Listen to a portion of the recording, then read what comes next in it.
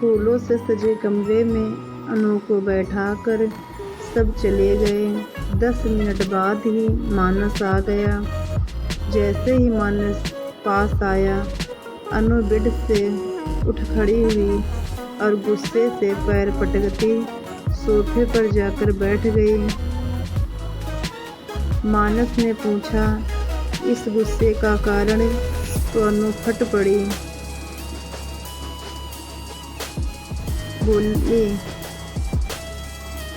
आपको बीवी नहीं दहेज चाहिए था। अब उस पैसे के साथ ही रहिए। आपके जैसे आदमी को मैं अपना पति नहीं मानती। और गुस्से में वो सोफे पर ही सो गई। उसका गुस्सा देख मानस ने कुछ बोलना ठीक नहीं समझा। घर में बहुत से रिश्तेदार आए थे। सबके सामने तमाशा नहीं चाहता था, इसलिए वो भी चुपचाप सो गया। अगला दिन रस्मों में और मेहमानों की विदाई में बीत गया। अनु सबसे हंसकर बात करती, बस मानस को देखते ही चिढ़ जाती।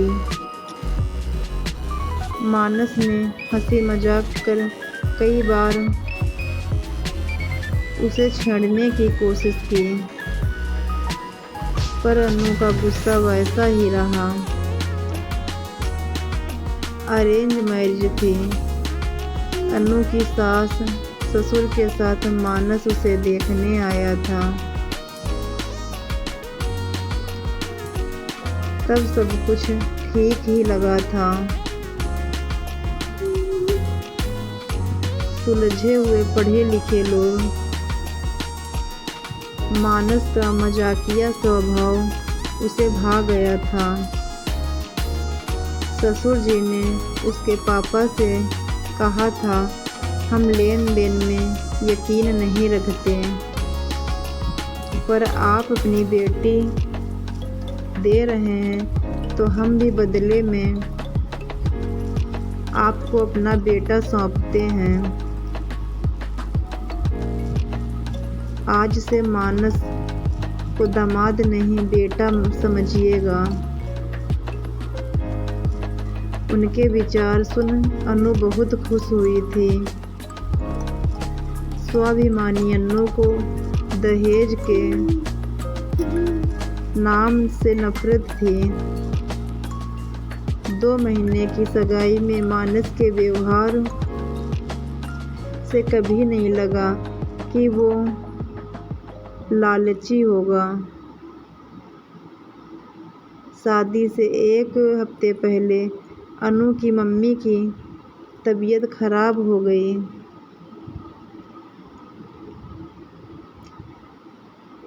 एंजियोग्राफी करवानी पड़ी। अनु शादी टालना चाहती थी, पर मम्मी नहीं मानी। शादी के दिन फेरों के बाद जब विदाई के लिए तैयार हो रही थी, तो पास के कमरे से उसके पापा और मानस की आवाज़ आई।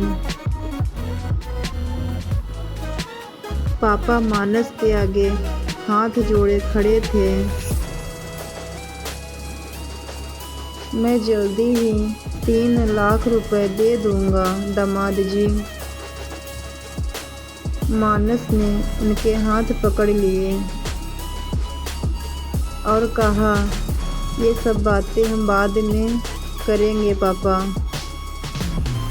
आप विदाई की तैयारी करें और अनु को इस बारे में कुछ न बताएं।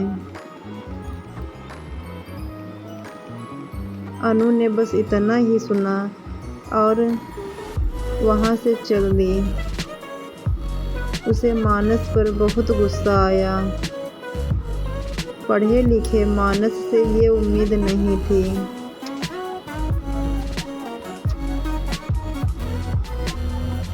उसे एक मन तो हुआ कि बहुत हंगामा करे, फिर पापा की इज्जत और माँ की तबीयत का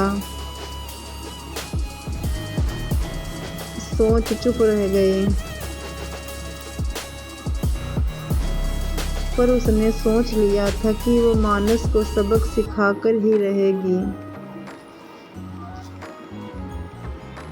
वो ससुराल तो आ गई पर मानस को पति नहीं माना। रात को फिर मानस ने पूछा, आखिर हुआ क्या है? क्यों मुझसे इतना गुस्सा? शादी से पहले तो ऐसा कुछ नहीं था। कोई गलती हुई है तो बोलो, मैं सुधार लूँगा। अनु बोली, बात तो ऐसे कर रहे हो जैसे कुछ पता ही ना हो।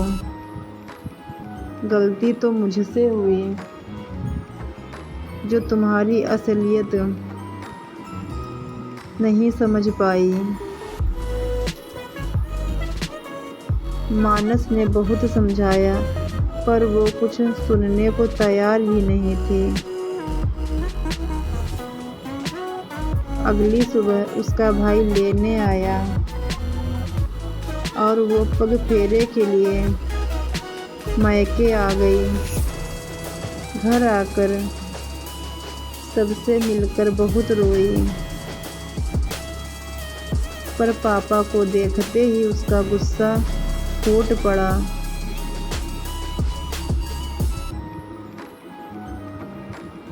पापा, आप तो जानते थे ना आपकी बेटी कितनी स्वाभिमानी है,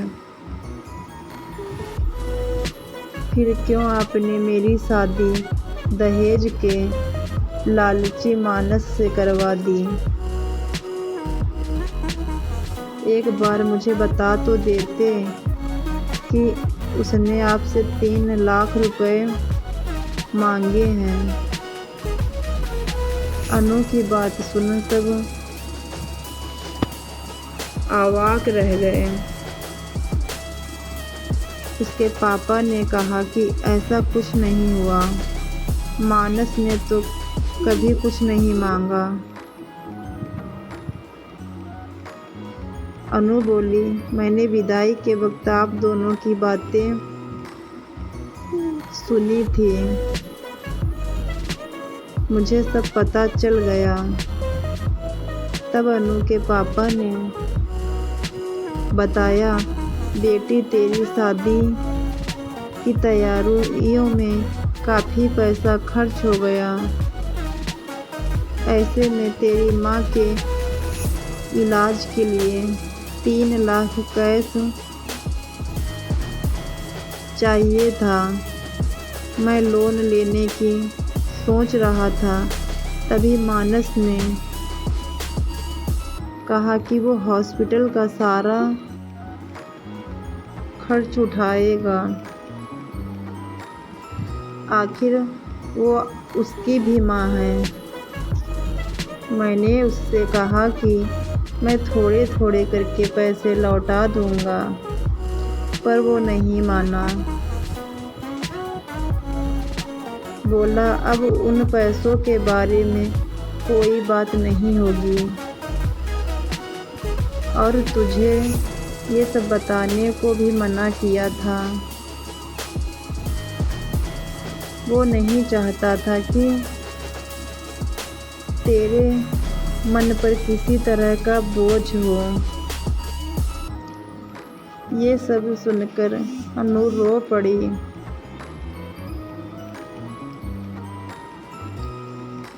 दो दिन वो मानस को दहेज के लिए भला बुरा कहती रही, पर मानस सब कुछ सहन करता रहा। कितनी ऊंची सोच थी मानस की। शाम को मानस उसे लेने आया। वो उसके साथ घर आ गई। रात को मानस रूम में आया तो अनु बेड पर ही बैठी रही। मानस बोला, आज सोफे पर नहीं सोना क्या? अनु बोली, नहीं। मानस ने फिर पूछा, तो क्या आज मुझे सोफे पर सुलाने का इरादा है?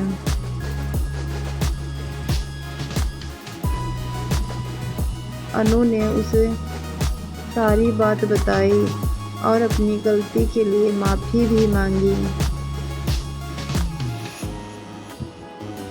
मानस ने उसे गले लगा लिया और शरारत से पूछा, तो फिर आज सोफ़ा खाली ही रहेगा? दोनों खिलखिला दिए।